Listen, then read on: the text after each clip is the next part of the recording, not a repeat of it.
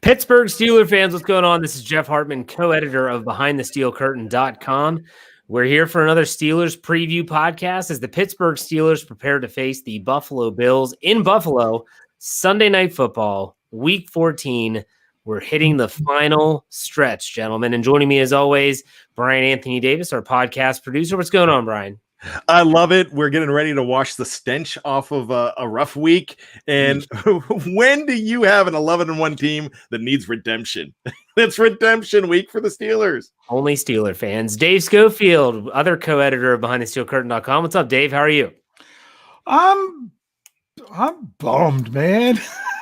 This injury report and other stuff today just killing my vibe. Well, the injury report, I'm not too upset. We'll talk about that here soon. I'm not too upset with the injury. I was actually pretty happy with everything. But the big news, that's what we always do on this show, is we talk about the news first. The biggest news is that one Vincenzo, what's his middle name, Bryan?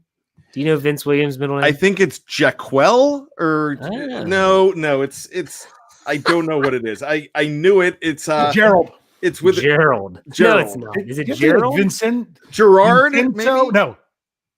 Yeah, it's not Gerald. Yeah, you're right. That's an R, not an L. I'm trying to. I had it zoomed in too much. Gerard. Yep. Gerard. Okay, so one Vincenzo Gerard Williams has found his way in one way, shape, or form on the COVID-19 reserve list. So that could mean that he was either a high-risk contact, in which case he has to be away from the team for 5 days, so he's out for Sunday, or if he tested positive, in which case he has to be away for at least 10 days. He's not playing on Sunday. So Vince Williams is not going to be in the lineup on Sunday. The question isn't what's going on. It's what are the Steelers going to do? Because Robert Spillane hasn't been practicing. We'll talk about that here shortly when we go over the injury report. I have a guess of what I think is going to happen. I think Dave agrees with me because I read his article. We'll go with Bryan. Bryan, how do the Steelers cope with losing Vince Williams at a position they can rarely afford it? 2 words, Sean Spence. Really. Trade for John Bostic. You know what? I got to tell you, wow, are they decimated? Back in June and July, we were talking about the linebacker depth. And then you pick up a guy like Avery Williamson, even after even after Devin Bush goes down, and you think that, okay, they're going to be okay with the depth. We have Spillane in there, but you figured UG3 was going to be a guy in there, and then his health problems were popping up. And I know that he's practicing now, but that we don't know exactly what that means. You just have nothing left. Looks like you're using safeties now.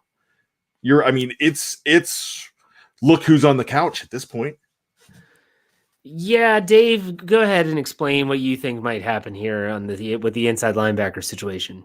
Yeah, okay. Well, first, you gotta say this. We were worried about the inside linebacker depth going into the season. Yes. Because they only had 4. And out of those 4, the only one who's on the 53-man roster right now is Robert Spillane, who they've pretty much already ruled out for the game. I mean, they haven't officially said it, but the reports are that he could miss multiple games, just maybe, hopefully not onto the IR.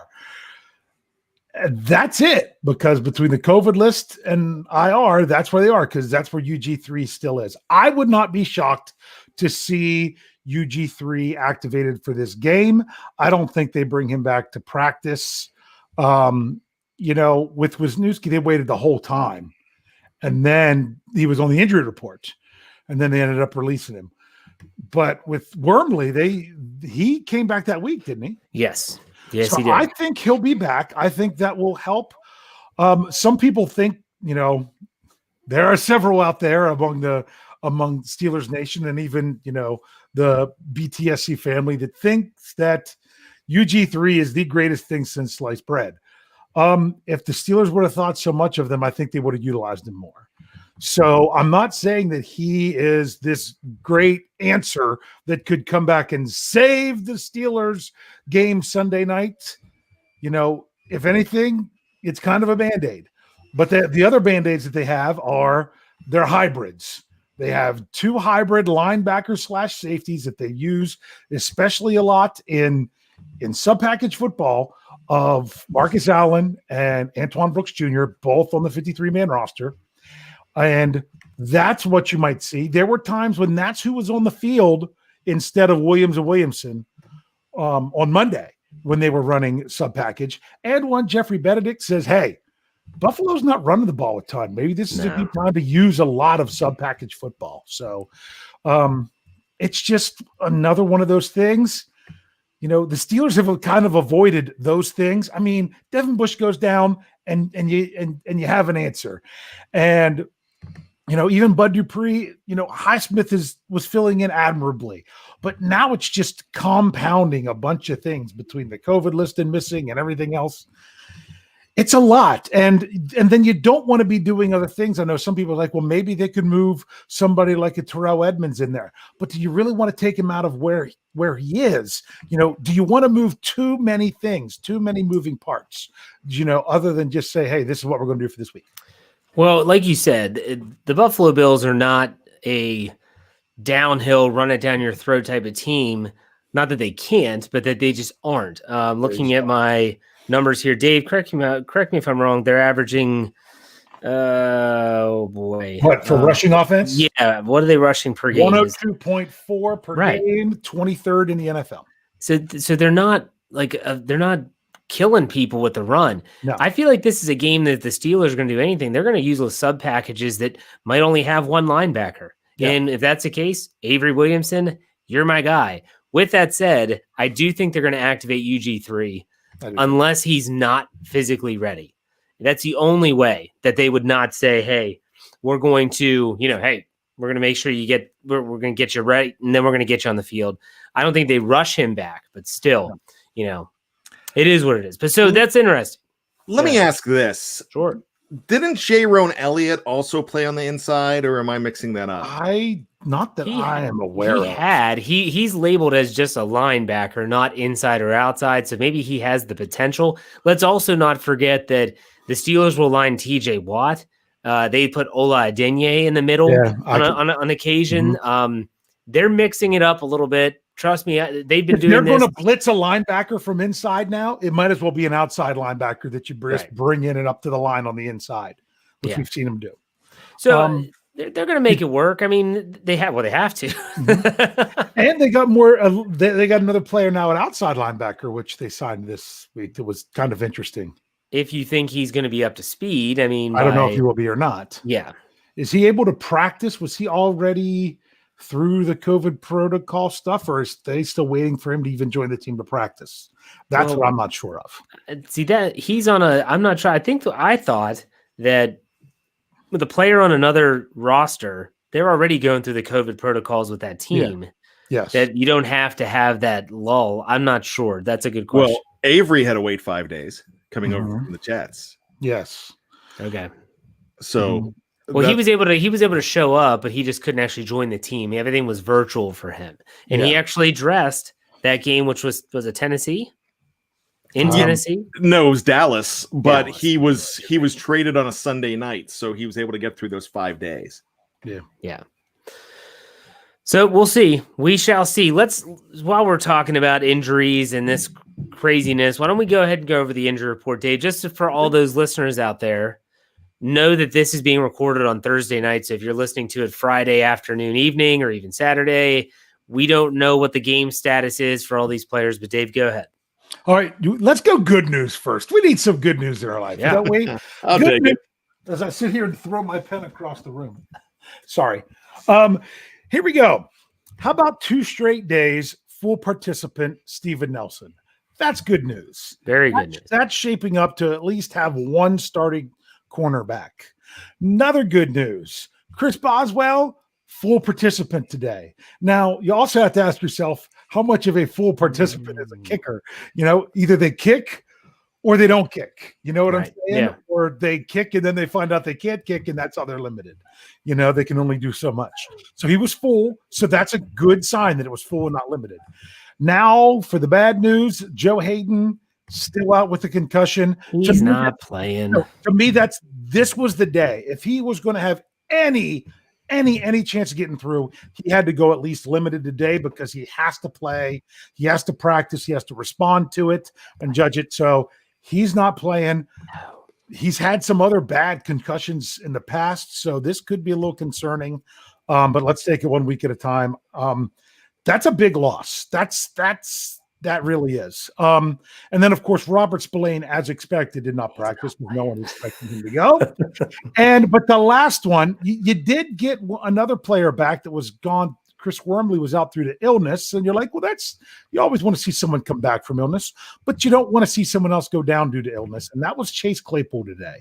He did not practice due to illness. Now, a lot of times anymore, and that's what's going on that makes everything with COVID so tricky is any kind of cold symptoms, you kind of have to assume that it could be COVID related, and therefore you're better off to keep someone away from the facility. So hopefully it's just one of those things where it's not anywhere close to that it could have just been something else.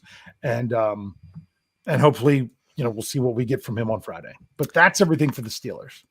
Friday is going to be a big day. That's going to be a very important injury report to watch out for. The biggest name for me to look for, Chris Boswell. Yep. Because if he's a full participant again, that tells me that he got through the first workout. I'm sure that Danny Smith and they put him through the paces in terms of distance and frequency of kicks. You got to see if that hip's going to, flare up again. If it flares up again and they have to rely on Matthew Wright, yikes. In Buffalo, they're calling for cold temperatures. It's supposed to be a little bit windy. Not a place for a person with not a strong leg. We'll put it that way. And Matthew Wright does not have a strong leg. Well, at least he didn't on Monday. Right. Well, he was struggling. He was struggling even to kick it off into the end zone. Yeah. Can I say something about that real quick? Because I've heard an awful lot of people still saying this, and I've tried to clarify it before. Like, why would you bring in a guy? You clarified it well on your podcast this morning. Yeah, that said you can't kick 50-yard field goals or a 45-yard field goal. Well, you know why? Because what would you rather have? Someone who could kick it from 50 and be 50-50 from anywhere from 30 back, or a guy that from 35, he's going to nail it pretty much every time. You just can't get 45 out of him. Which one would you prefer? I'd rather, because the worst case scenario, you're down a field goal or less, and you're and you have to go for it on 4th and goal from the 12 because you don't have a guy that can kick it. So I'd rather at least be safe to have someone that could kick accurately from short. Well, here's my opinion on the whole thing. During COVID, we just talked about it. We talked about 5-day waiting period. The reason, and we've documented this, the reason Mike Tomlin keeps on bringing kickers and making sure there's guys on the practice squad, guys ready to go, is you cannot get a Randy Bullock off the couch like you did 4 years ago. Yeah. And he resuscitated his career because of one game with you. I think they did that on a Friday for a Sunday game 4 years ago. I mean, you just can't do that right now. So that's who they were stuck with. And you and I went at it on the post-game show about it, and I listened to what you had to say, and I got it a little bit more. Yeah. So I definitely understand. Yeah. Well, thank you, Bryan. Now, since we're talking about this stuff, guys, you know what? I was surprised because James Conner gets removed from the reserve COVID list, yet nothing about Marquise Pouncey yet. I guess I'm still holding out hope that he comes off that list, but with each passing day, it seems like it might be J.C. Hassenauer's, or I'm sorry, as they said on Fox, J.D. Hassenauer.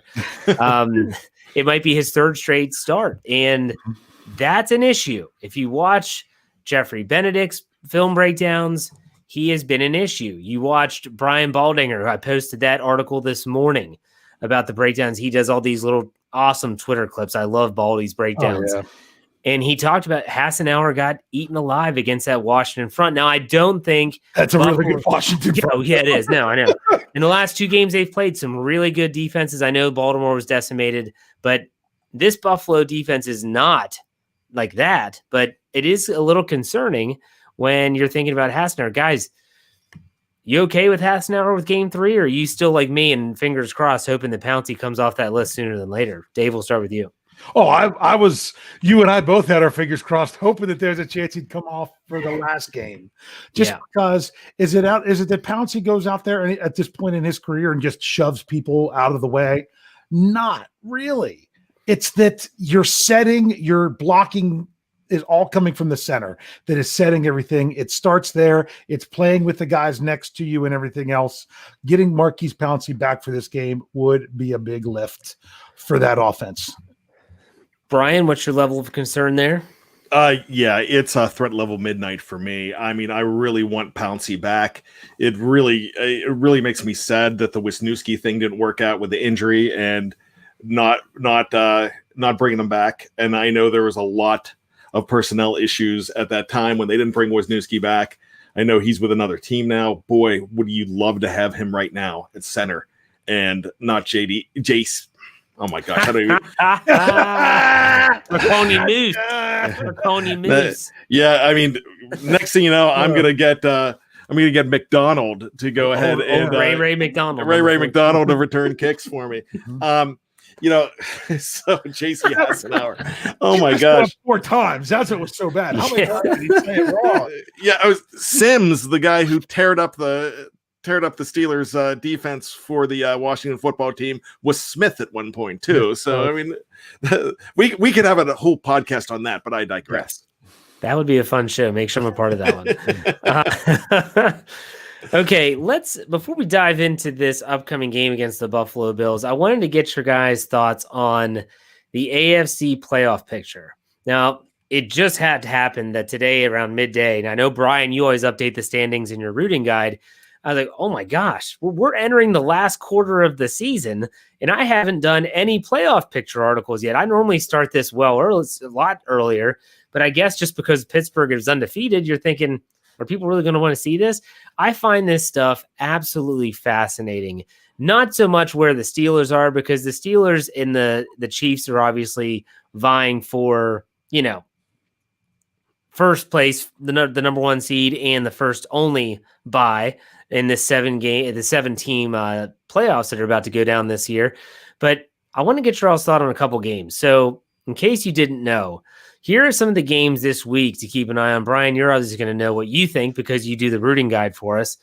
So we know the Buffalo-Pittsburgh game. We're going to talk about that. But here, Kansas City, Miami, 2 teams in the top 7. Bryan, what are your thoughts on this game? Because holy cow, this is a big game. Miami's defense is pretty good, but Kansas City's on a different level.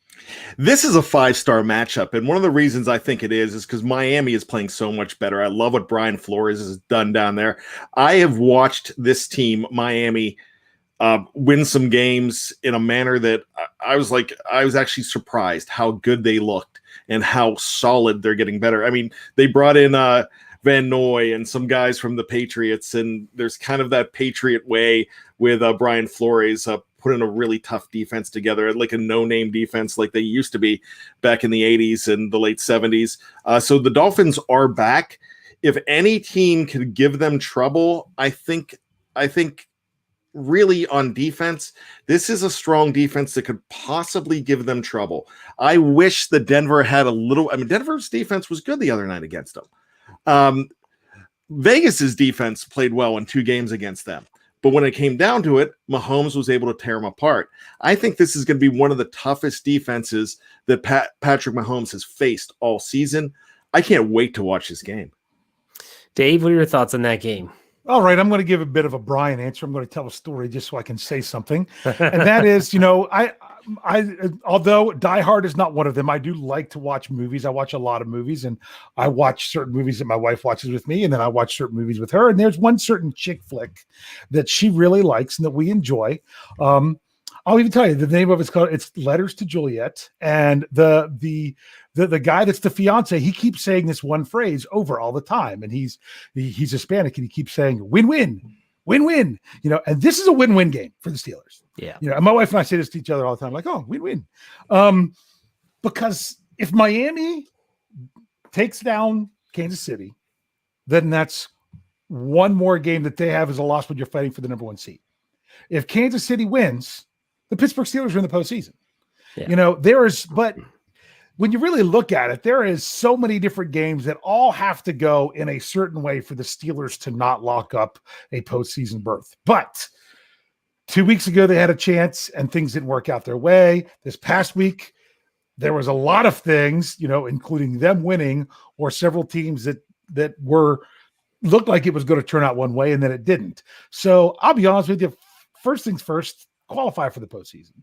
So either way, even if Kansas City knocks off the Dolphins, and you're like, that was a one that maybe Steelers could have got some space there, then it puts them in the postseason. So either way, it's going to be a nice, fun game to enjoy as a Steeler fan. I just don't think I'll give a Jeff answer here. It'll be shorter. I don't think. I just don't think that the Dolphins with Tua have enough offense to keep up with Kansas City. Period. Next game to keep an eye on. Bryan, get your take on this.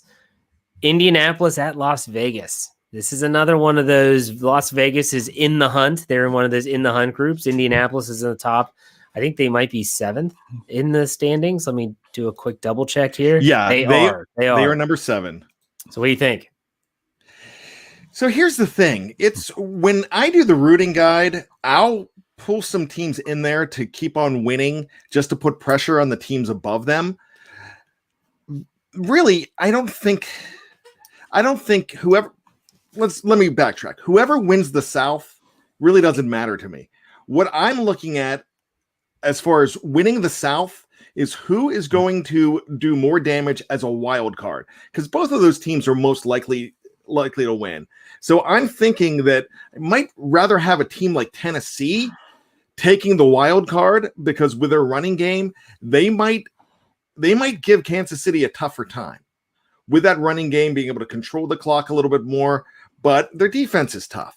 Then you look at Indianapolis with a pretty good defense, we might be able to turn the clock back to 1995 when Indianapolis, as a wild card team, knocks off the number 1 seed Kansas City Chiefs in the playoffs. The Steelers get Indy, go to the Super Bowl. So give me a heart attack as a young man in the process.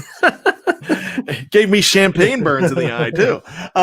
So this is really, for me, I'm looking at the Raiders to win this game more, just to keep Baltimore out of there.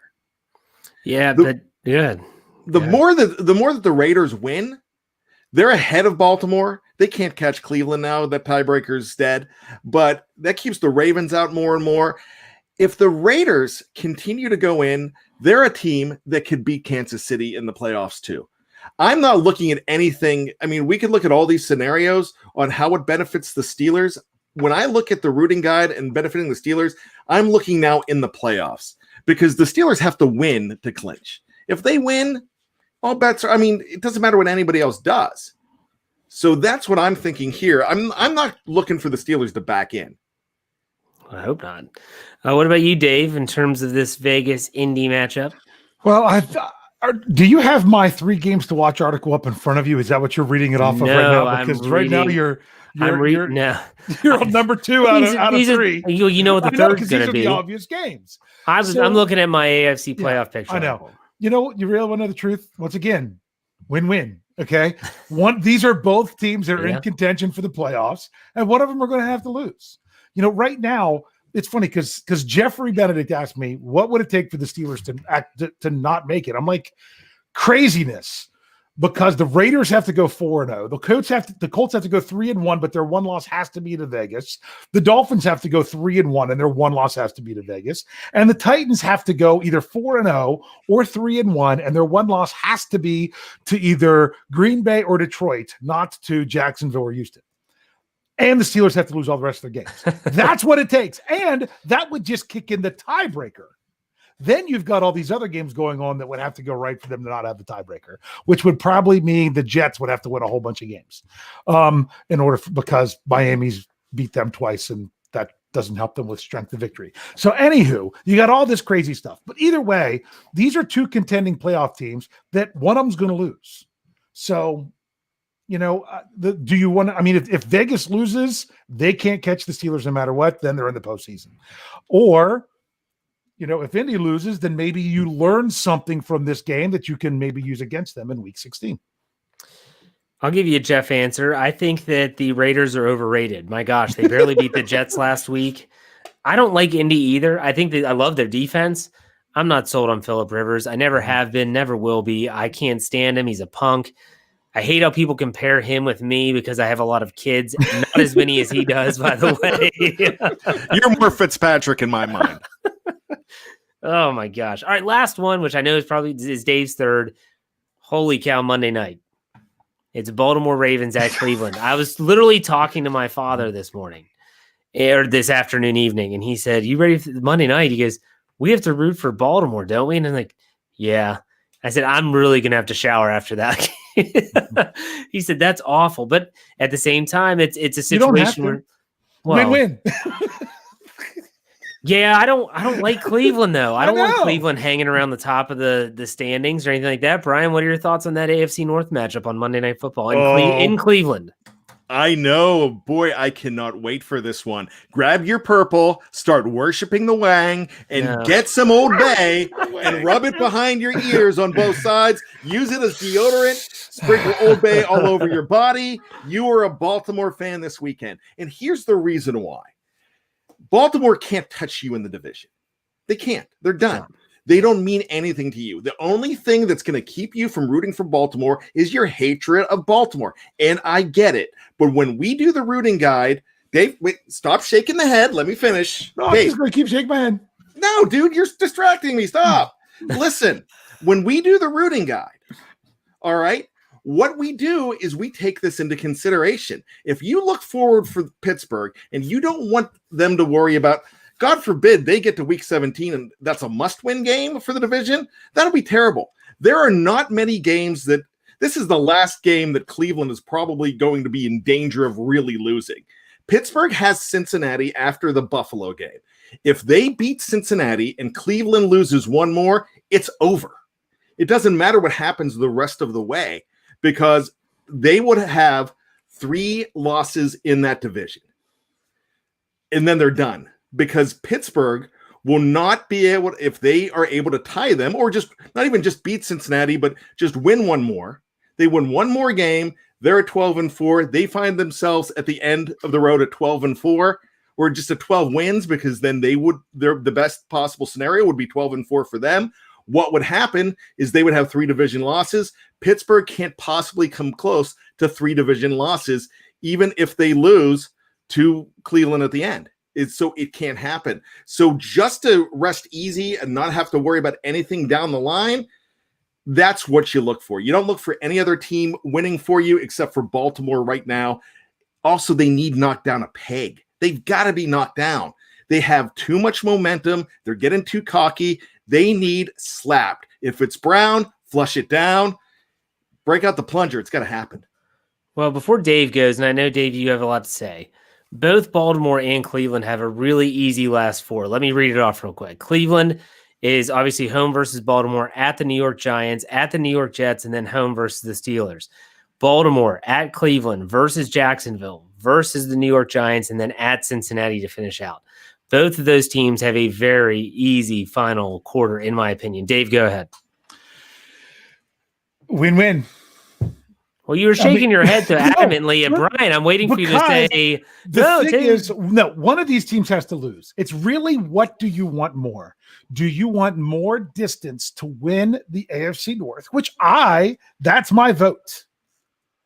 But it was also brought up in my 3 games to watch article in a comment today. Like, nope, I'm still pulling for Cleveland. What somebody said, you know why? Get Baltimore out of the postseason. Yeah, I would think that Baltimore's a bigger threat, wouldn't you? Yeah, I mean, so the thing is, which one do you want? Do you want what's nice is you're going to get one or the other. One of the teams has to lose. Or if they tie, that's even better because then neither of them wins, if you know what I mean. So, I mean, Baltimore at 7-5, but the thing is, if this is their only loss remaining, 10-6 is probably going to put them in anyway, if this is the only one they lose. Yeah. So, if Baltimore wins this game, they're in really good shape to make it anyway. I don't know with 7 teams going in if that would be enough to knock them out.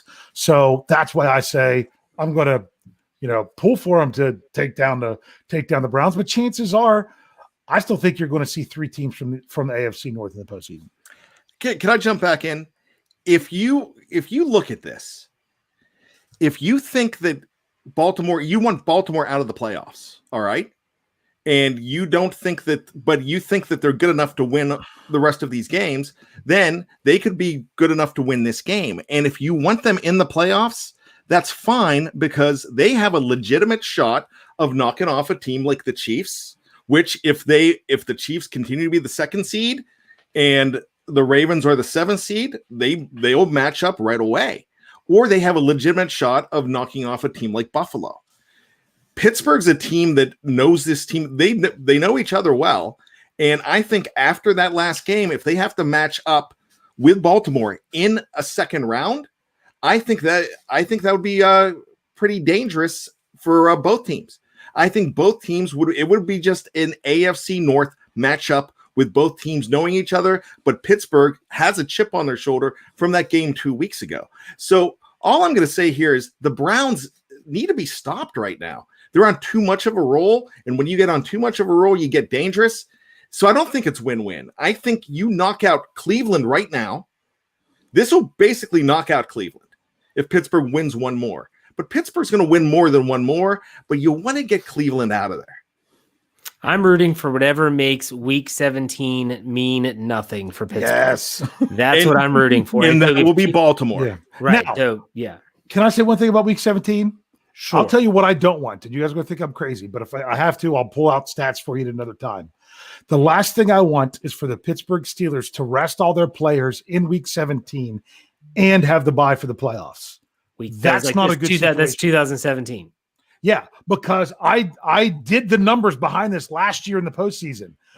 Teams have losing records when they rest like their starting quarterbacks in Week 17 and have the bye.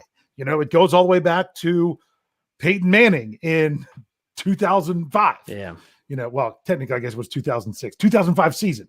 You know, it doesn't work out well when you rest that long. So I would like if the Steelers aren't going to have a bye right now, I'm still optimistic that they are. If they aren't, then resting Week 17 would be great if everything's locked in. But if they are, I want them to have to play for it the last week, you know, and then have their bye and then roll on. I don't want 2 weeks off for Ben Roethlisberger. So you rest your players, get a bye, throw in John Oates, and it's a recipe for disaster. You're out of touch. And I'm out of time with you. Kathy Ford, John Oates is always a good icebreaker. Kathy Ford, $2. She gives us a super chat test. Thank you. Yeah, they very said much, it wasn't Kathy. working earlier, but it looks like it is now. Yeah, I mean, we got a couple here. Mrs. and Mr. Steelers gave us $5. Didn't say anything. So if we have a question, They do here next. Ready? It's the $10 one. Oh, there we go. Thank you very much. So happy to be here with you guys. I had a craptastic week on top of losing to WFT, WTF. Well, I'm glad you're here. I got a really nice email from one of our listeners from Hawaii, actually. And he talked about how it's been a really rough year on him, but he turns to Behind the Steel Curtain and our podcast, and he loves my Let's Ride show, and he talks about the articles. He said, you all really helped me get through a really crappy time. So, hey, that's why we're here. Let's talk some Steelers, you know? Crazy Blue 223 gives us $5. It's chill. I'll never root for Baltimore. We just need to take care of our games. # win-win. And then there's another one here. Chris Covage gives us $5. Sees the Steelers are motivated. We'll find a way. Running game will get going. Love you guys. Thanks for everything you guys do week to week. Thank you, Chris, for the tip. We appreciate it 100%. Okay, we're going to take a quick break. When we come off this break, we're going to talk about this Buffalo Bills Week 14 game inside and out. Don't go anywhere. Be right back.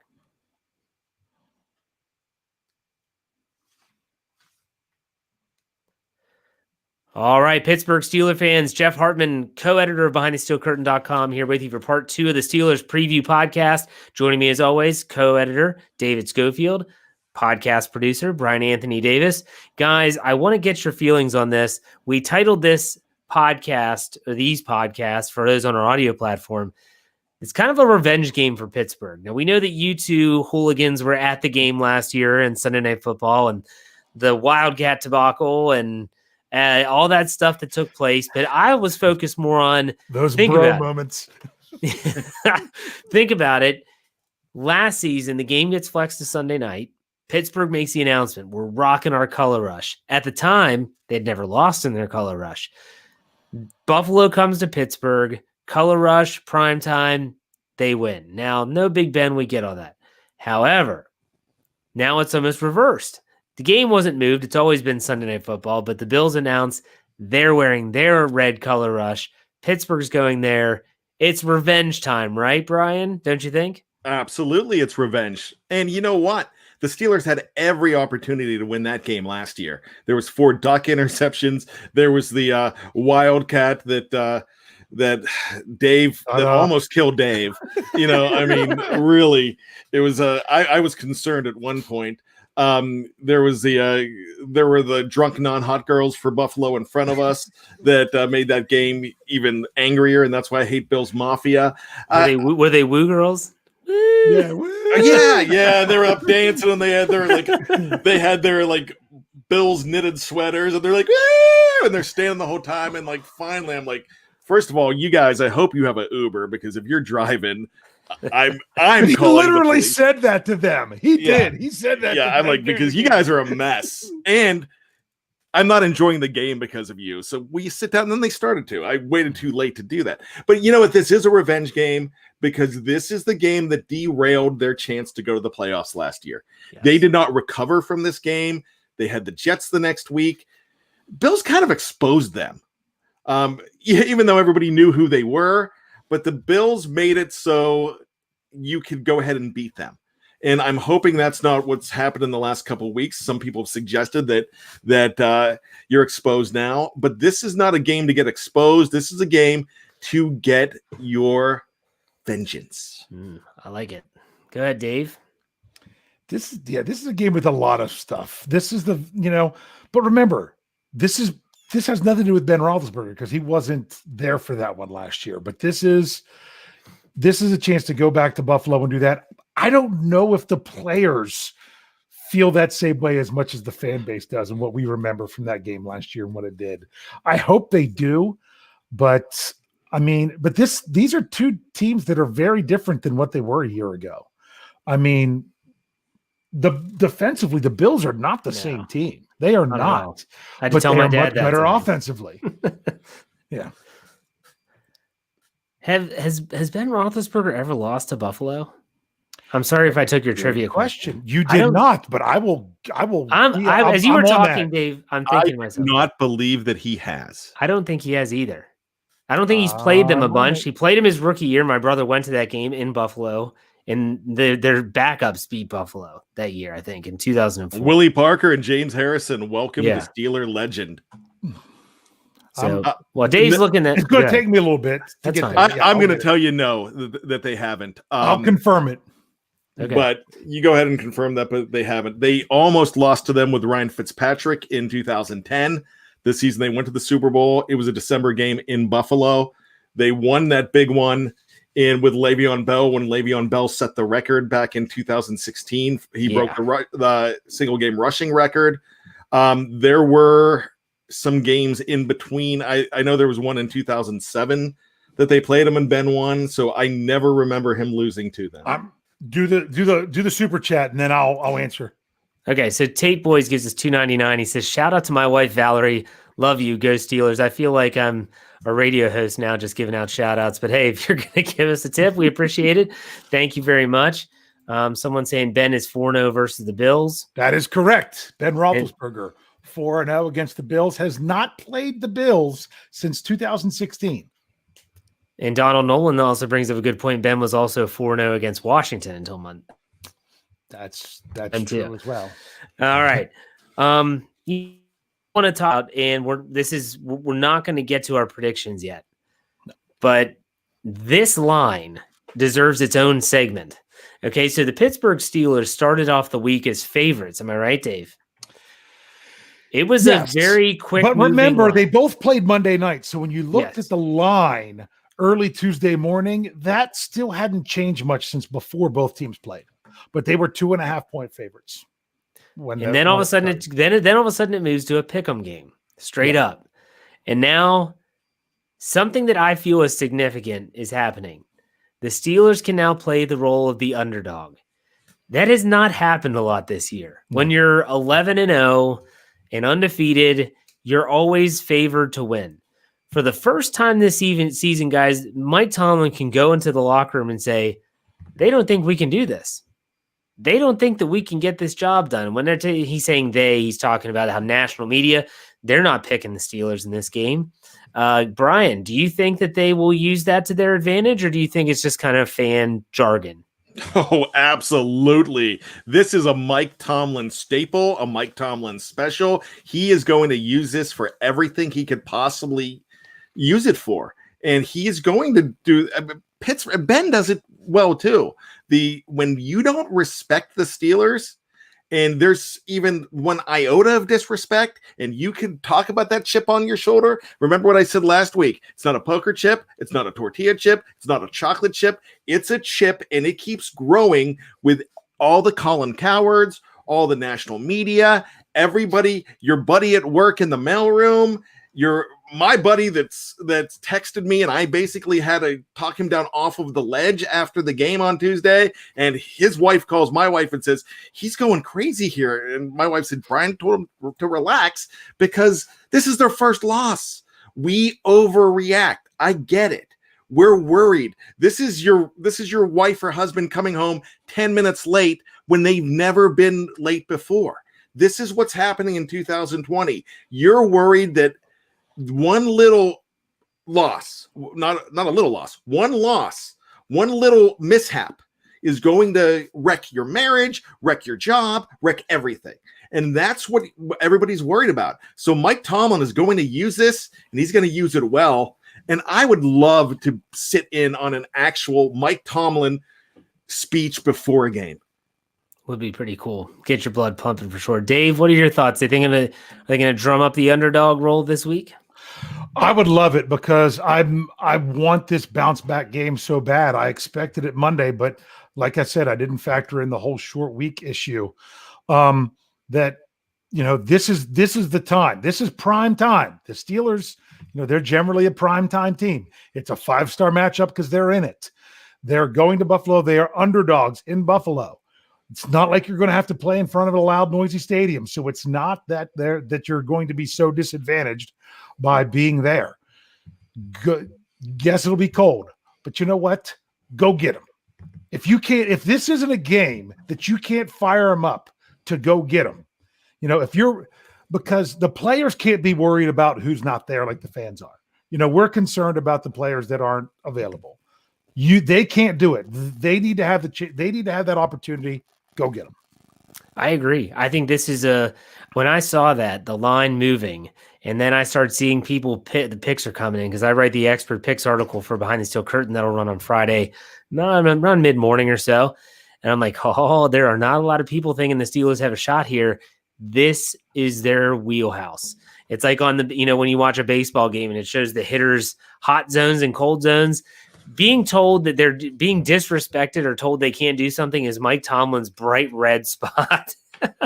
That's his wheelhouse for sure. Let's get to this super chat real quick. Snowman gives us $5. Can't root for the Ratbirds or the Clown because I hate both teams. One more sack. The Steelers get the sack record. Go Steelers. That's right. All they got to do is get to Josh Allen one time, and they take care of it. Take the record since 1982. Correct. When sacks became official. I always have to clarify. Yes. All right. You all ready for some over-under? There was another one right after that. Was there?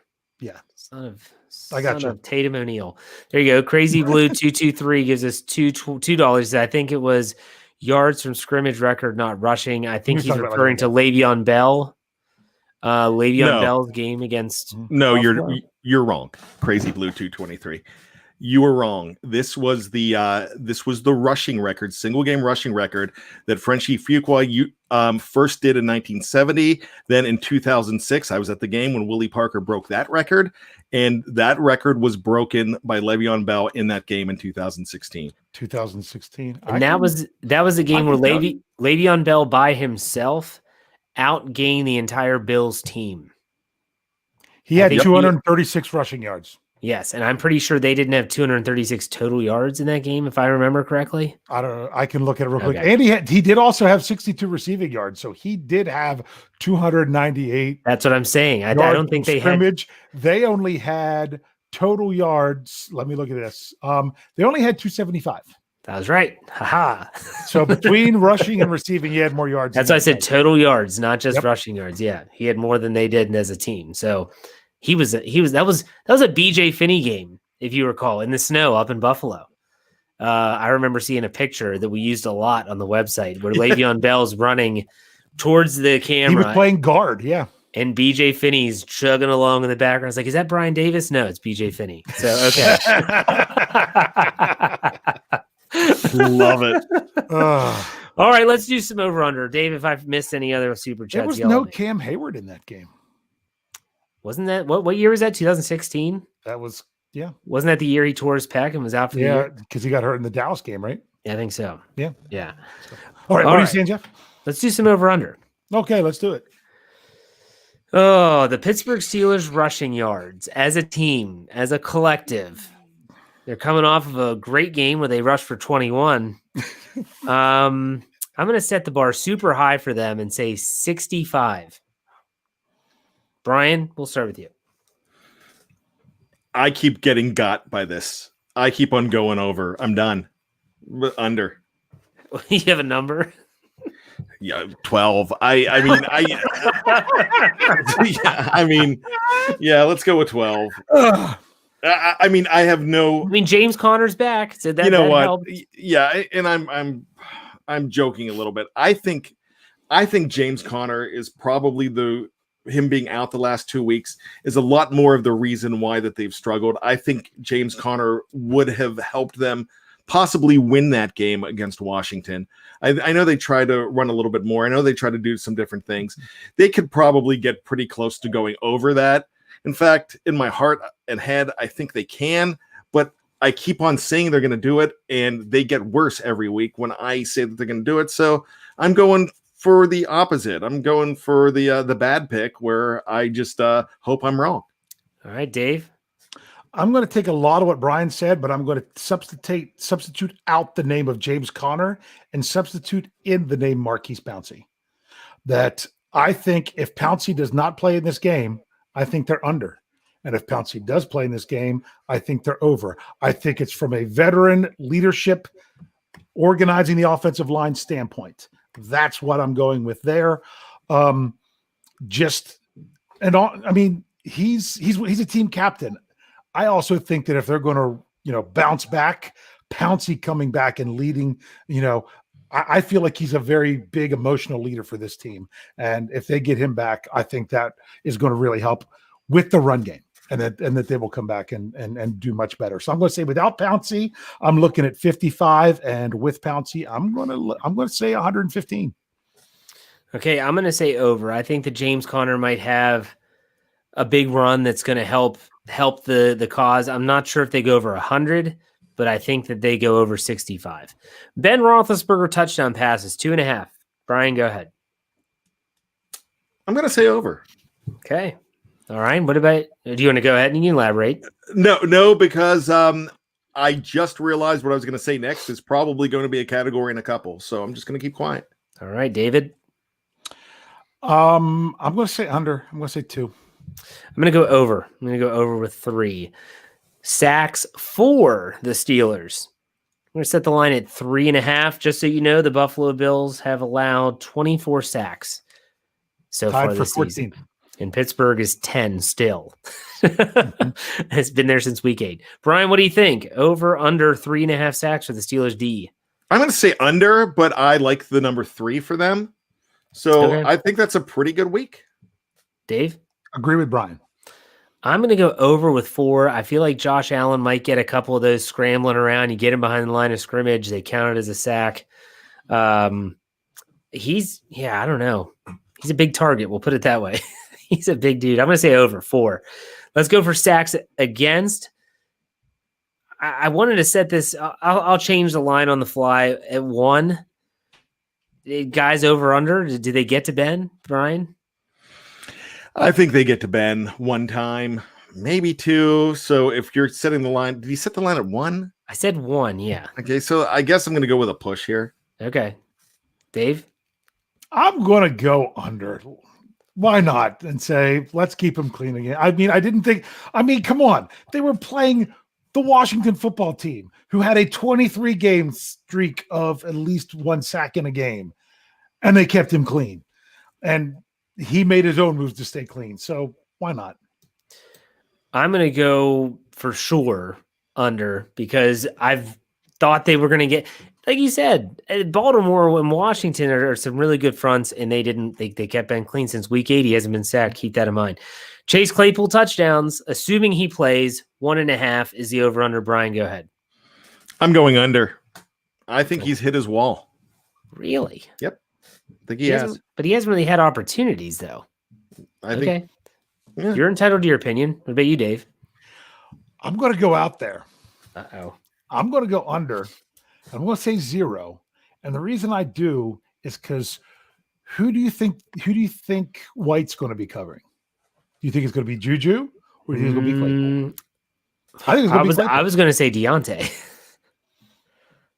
I don't know. Maybe it's Deontay, but if it all depends on who he covers, because if Ben's smart, you just stay away from him because you have other receivers. Yeah. And honestly, I think when you're going to get down there and you're going to look for, and if he wants someone who's going to be tough and get the ball in the touchdown zone, I think that's going to be Grandpa Strong, James Washington. I think that's who he's going to look for now in the touchdown zone.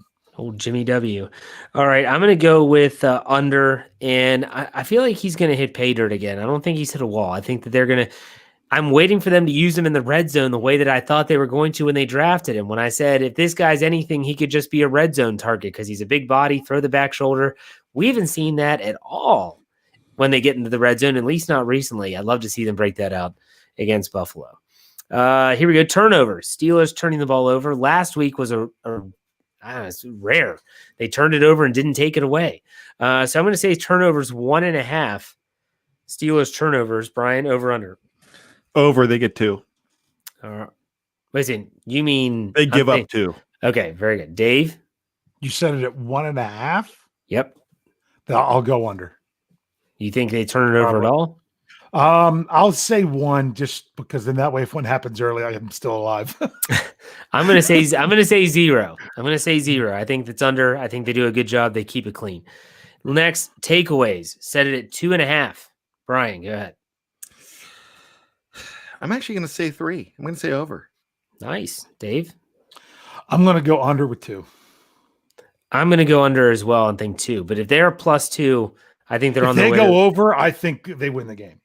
Yeah, if they go +2 even, I think they win the game. Yeah. So keep that in mind. All right, good job on the over-unders, gentlemen. Let's go to our prediction. We talked about. Go ahead. Brian's upset you didn't ask one. I didn't ask one. You didn't do drops, and that's what I thought you were going to go with. Oh no! Honestly, because drops are so they're it's tough. Because there some people is no say official statistic for drops because it's all a judgment call. So let's just say that let's assume that we all agree that the last 2 games the Steelers have had 5 drops apiece. I'm going to say they'll set the line at drops at 3.5. Bryan, over under. Wow, that's really it seems like they've been averaging 8 the last couple of weeks unofficially. So I would have think that they would cut that in half. So I'll say over. But I'm thinking 4. I think they really, this is the week. This is why I wanted to discuss this, and I didn't talk about it earlier when I shut myself up. But the reason I'm saying that is I think Deontay Johnson and Eric Ebron are playing for playing time right now. Yep. Because Mike Tomlin came out. He warned them 2 weeks ago by saying we're a JV team and us sucking. Last week, if they don't start catching the ball, they'll be replaced by someone that will. And that someone is somebody that Dave brought up, Grandpa Strong, who, will probably see a lot more action because of it. I really think this is the key to the whole game. Drops. And if they clean this up, they're going to be better. I'm still going over because of where the line's set, but I think they cut it. Dave? I am going to yield my answer to this question to the very end of the show. Oh, okay. For me, I'm not looking for, let's say Claypool's going down the sideline. It's a good throw, but it's a really tough catch. There's a defender on him. It hits his hands. He drops it. I'm not worried about those plays. I'm worried about the holy cow, Eric Ebron. You turn around, it hits you right between the 8 and the 5, and you drop it. It's Deontay Johnson on a quick slant, and the ball's leading him. It's a good throw, well within catchable range, and it goes right through your fingertips. I just need those plays to be made, period. you hope that they make the big catch. You hope they make like I explained the Claypool situation, but at the same time, just make the routine catches, and it'll make everything else kind of click along with it. So, all right. So we went over we already talked about the line changing, and the Steelers are now getting 2.5 points in this game. So now it's 2. Oh, wow. Yeah. Okay, so let's do our predictions. Bryan, go ahead. I think they're going to win outright. I think this is a wake-up call. I don't think that everybody's on the ledge right now. Everybody, just in a few weeks, people that were talking Super Bowl now think that this team can't win another game and are going to be in a position where they've got to have teams win to help them out. Now, of course, don't call me a hypocrite because I said, let's have Baltimore go ahead and beat the Browns, more because I want to just have them silenced and taken out. We don't need the Raiders beating a team. We don't need Miami not winning. So I'd rather them beat the Chiefs to get a little bit of a cushion. But this team is hearing everything you're saying about them. They're hearing the Colin Cowards. They're hearing everybody that says, hey, we told you they are not for real. I'm telling you, this is the same team that won those 11 games. And some of them they won handily. And this is the same team. The drops, they've gotten the drops. They've gotten some bad injuries. They've gotten some COVID luck. They've had a lot of guys out of the lineup. I really think if they have the hearts beating in their chest, pumping black and gold blood like we know they do, that they're going to go out and win this game. The score, that's pretty tough for me. I'm going to go ahead and say it's going to be a tight one. They win this game 27-24. Nice, Dave. You had the same score? Yeah, but before, I'm going to say this. I'm doing what my brother did on the Scobro show. I am reserving the right to change my prediction for the staff article if a certain thing changes between now and then. My brother was all about Joe Hayden and Steven Nelson. I think the difference between the Steelers winning or losing this game is Marquise Pouncey. That, to me, that's my X factor if he plays or if he doesn't. I am going with the score right now of 27-24 Buffalo. But if Pouncey plays, because the thing is, I don't see the defense with the inside linebacker situation, not having Joe Hayden, that's not going to be a very good situation for them. I see them giving up at least 27 points. But I think if you could get something going with the offense, maybe with Pouncey or another spark there, I'm still extremely hopeful. And that's why this could change on me. But until I feel a little bit better about the offense, I don't believe the offense will hit that 30-point mark, which is what I think it will take for them to win this game, because I don't see the defense being able to keep them that low like they have been with other games the rest of the season. Okay, and you are entitled to change your pick on the staff article if you. Okay. Yeah, I'm not going to call you on it. No. Okay, so for me, I'm going to go with Pittsburgh 30, Buffalo 24. I just think that the Pittsburgh Steelers, look, Buffalo's a big play offense. They thrive on the big play. Stephon Diggs, Josh Allen with his legs, don't forget about that. They thrive on big plays down the field. And it's going to be up to Pittsburgh. I think that if Steven Nelson coming back is huge. I feel like Cam Sutton can give you a game. If you have Steven Nelson and Cam Sutton, or Joe Hayden and Cam Sutton, you can be okay. You throw in Justin Lane and Cam Sutton, now you're dead. And we saw that against Washington towards the end of the game. I think the Pittsburgh's offense has a little bit of they get revived. I'm going to say that my X factor, if we're doing this, is Chris Boswell. If Chris Boswell can kick the ball out of bounds on the kickoffs, not out of bounds, but out of the end zone, and he can have a good, strong day and get through the game, I think Chris Boswell is very important. So I have the Steelers winning 30-24. So there you go. All right, Dave, trivia time. Yeah, this is going to be kind of a simple one to kind of go along with what we're doing. I mean, it's not very long and involved. Which member of the Pittsburgh Steelers in 2020 has the highest catch percentage? The highest catch percentage? And this is only receivers? This is any member of the Pittsburgh Steelers. James Conner. I can tell you who has the lowest. Deontay Johnson. Gerald Hawkins. I'm going to go with James Conner as my answer for the highest catch percentage. Bryan Anthony Davis. That's a good answer. I'm going to actually I'm just going to go with a receiver here. And I'm going to go with Vance McDonald. It's probably Jalen Samuels. What's funny is you guys, there are 3 players on the team that have over an 80% pass catching percentage. You guys named 2 of them, but you named number 2 and number 3. Number 2 is James Conner with 83.3%. Number 3 is Vance McDonald with 81.1%. Number 1, and you're going to be like, oh, yeah, would be one Ray McLeod or Ray McDonald, depending on who's playing. Nice. Ray has the highest catch percentage, 89.5. He has 17 receptions on 19 targets. So there you go. All right, real quick, I have a $10 super chat here. Crazy Blue 223 says, I sense bad getting a little feisty, LOL. You guys got to excuse me. I love you and show. And just like to be a part of the convo, I like to support at the same time. That's why when I catch a live stream, I donate. Love is love. Thank you very much. We appreciate it. We're all good, Crazy Blue. Yeah, absolutely. Oh, yeah. I do get feisty. All right. So before we get to our final thoughts here, we had our bold predictions. Yeah. That's right. Let's do our bold predictions quick. What I was waiting for. I have another segment that we're going to finish things out with. I feel like we've talked about this game enough. Another segment we're going to finish things out. We're going to make it a little long. I don't think you'll mind. Let's do bold predictions first. Bryan, what's yours? Vance McDonald rises from the dead. He gets a big touchdown in this game. Oh, like Paul Bear.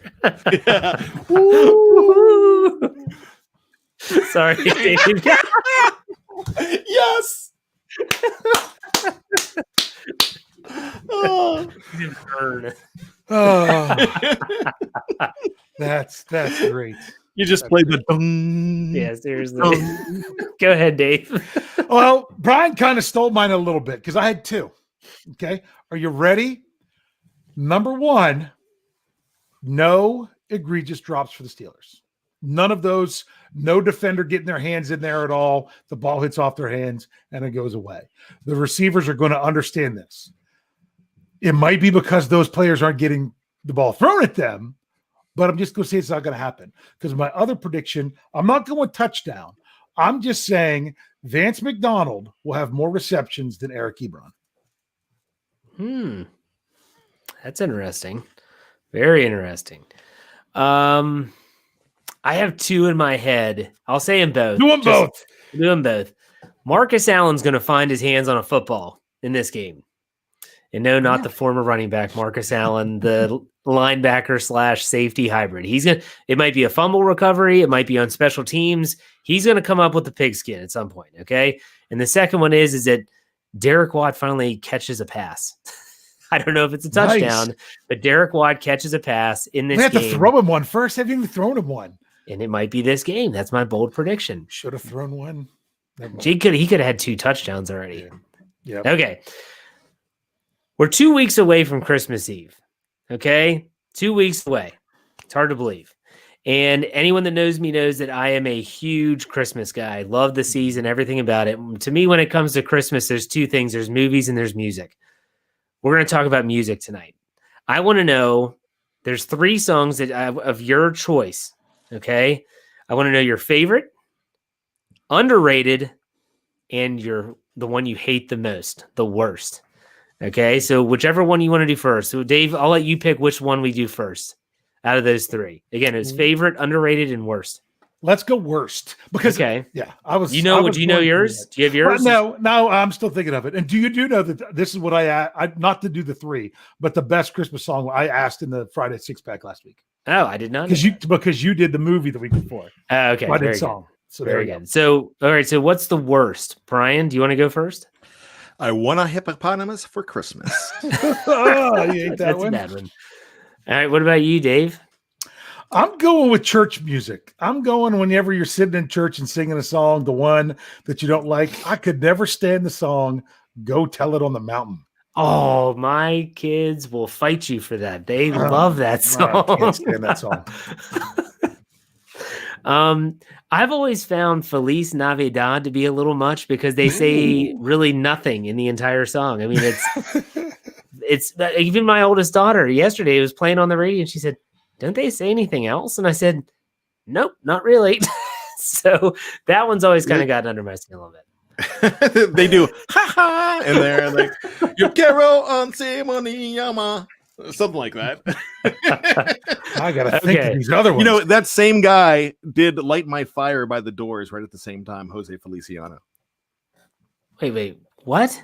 Yeah, he has a version. Jose Feliciano, who did Feliz Navidad, has a version of Light My Fire by the Doors. I really don't want to hear that because it will ruin that song.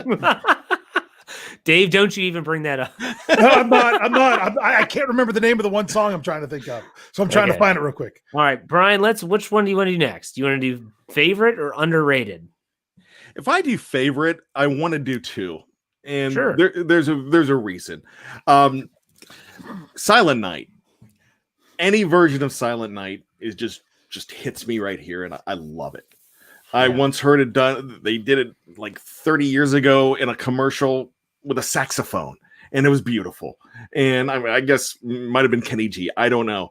But when you just hear the traditional Silent Night, it gets me right here. I got to tell you, a song that I really was never into, but when I saw Love Actually, I started to love this song, and it's simple. And it's All I Want for Christmas Is You. I think it's one of the new ones that just makes me feel good. Mariah Carey song? Yeah, I mean, I never quite. I mean, I knew Mariah Carey did it, but now when I saw Love Actually, one of my more favorite Christmas films, that song started hitting me in a different way. The song from the end of that movie, Pentatonics redid that song too. And God Only Knows? Yes. That's a great song. That's the Beach Boys. Yeah, I know, but I was surprised that was on their Christmas album. So my daughter has it. She loves Pentatonics. So do you want to go, Dave? What category is it? We're doing favorite now. Favorite. Oh man, go ahead, Jeff. Okay, I'll do two as well because it's tough. And I think I saw Donald Nolan said the song, one of them, and that's he did. Little Drummer Boy with Bing Crosby and David Bowie has always been one of my absolute favorites. I listened to that tonight. It's just, you have two generations of singers that come together. It just sounds so nice. I mean, it is absolutely amazing. And the other one would be Pretty Paper by Roy Orbison. My dad, I grew up listening to Roy, and with my uncle, who since passed years ago, we used to listen to records of Roy Orbison. And so I've always loved Roy, but Roy Orbison's Pretty Paper is one of those that not a lot of people know. It's not really commercial. And then Chris Isaak is anything that guy touches is gold in my book. And he does he's the only person I've heard give Pretty Paper a legitimate good on you. That's good. So what about you, Dave? What's your favorite? Okay, well, first of all, I'm going to comment on yours with your Little Drummer Boy. That was always my absolute favorite version of Little Drummer Boy with David Bowie and Bing Crosby. Until I found you've got to see the live version. You have to watch it, and especially the best version is when they did it for CMA Country Christmas last year. It's for a group called For King and Country. They did a Little Drummer Boy. I sent that to you, Jeff. I don't know if you were watching or not. That was just a fantastic performance and a great version because it's all drum oriented. Yeah. That's really good. But I'm going to do two because I'm going to break mine into church music and secular music. My secular music, it's easy. It's Christmas in Hollis. It's got to be. Love that song. It wasn't Christmas morning until my brother played Christmas in Hollis. End of story. And I listened to that tonight already. And actually watched the video because that was good. I think of John McClane asking Argyle. I could sing the whole song without lyrics because I know it all. But then like church song, I'm almost any version of Oh Holy Night. It's a good one. That is a good one. Okay, so next category is underrated. I got this one. A song that some people might not know or might not like as much, but for whatever reason you don't think it gets its due. Dave, if you have yours, go ahead.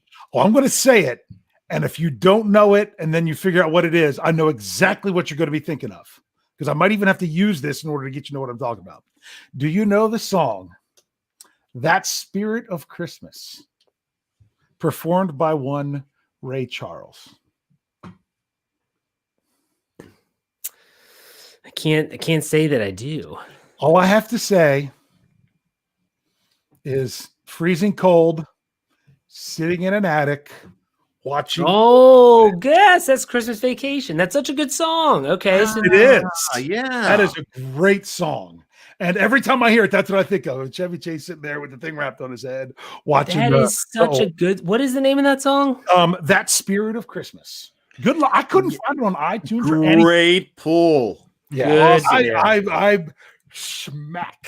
I knocked that one out of the park. Yes, you did. I had to look it up to remember what the name of the song was. Christmas is the time of year. That one, yeah. Okay, I know what you're talking about.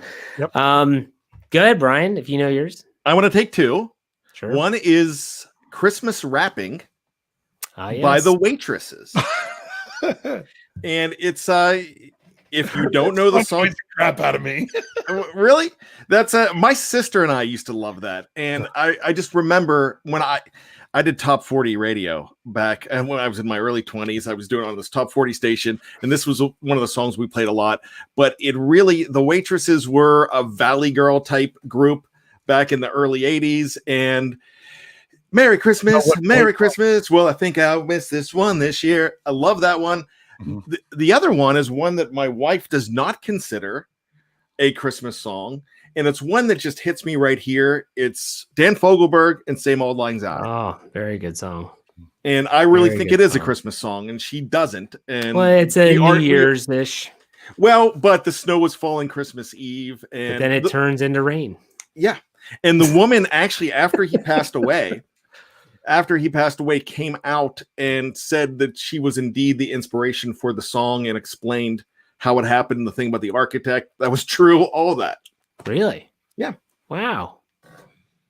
So he kissed another man's wife in the outside after the grocery store, huh? Well, they never said that they kissed. I mean, rude. Maybe he got some sweater action. I don't know. But that kind of takes the Christmas spirit out of it.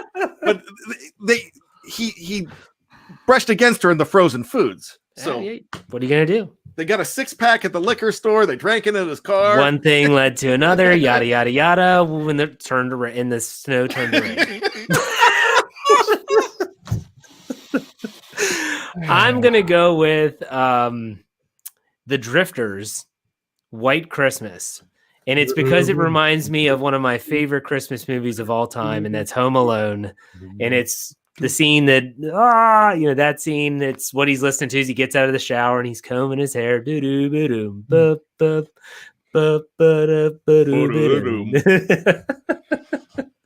Oh my god! It's just right. It's just so different.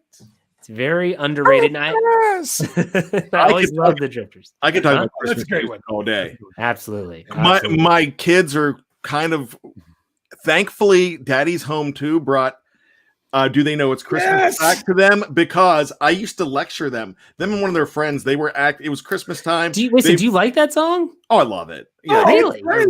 I really do. Not a big fan. I remember lecturing them. You'll love it even more. I've seen the movie. I took the song word by word, line by line, to tell them how selfish they were being for fighting and not wanting what we had for dinner or whatever was going on. And it was a 30-minute lecture as I broke down the song on how people were starving over in Ethiopia and how these pop singers got together to do a tribute song for them. And we're going to do a song for you. We're going to be so good for you. Man. Don't you know it's Christmas? No, they don't know. It's idiot. Hey, I don't like that song. but it makes you appreciate it, right? They're not listening to it. They're just getting the proceeds. This Christmas. All right, crazy blue 2-3 gives us $2. He said, "Listen to Xmas All Over the World" by New Edition. I can't say I'm familiar with that one. No, I'll have to check it out. There's so many good ones. Next week we'll be talking movies, so you'll have to tune in for that. Like I said, there's music and movies, and there you have it. So, all right, gentlemen, good show, top notch. I think top notch. So, folks, Make sure you check us out on Sunday night, really late.